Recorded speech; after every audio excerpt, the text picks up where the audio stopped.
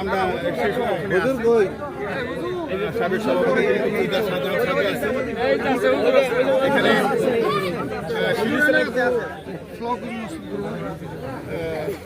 আচ্ছা এটা একটু শুনি আগে ঘুরে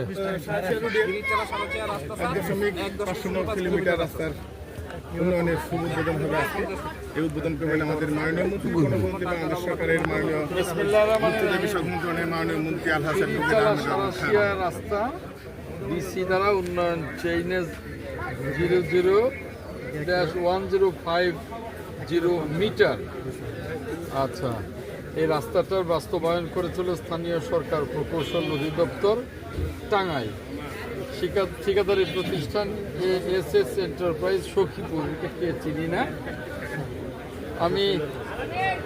আমি এই রাস্তাটি আজকে সকলের জন্য উন্মুক্ত করতে, জনসাধারণের জন্য এটার শুভ উদ্বোধন ঘোষণা করছি।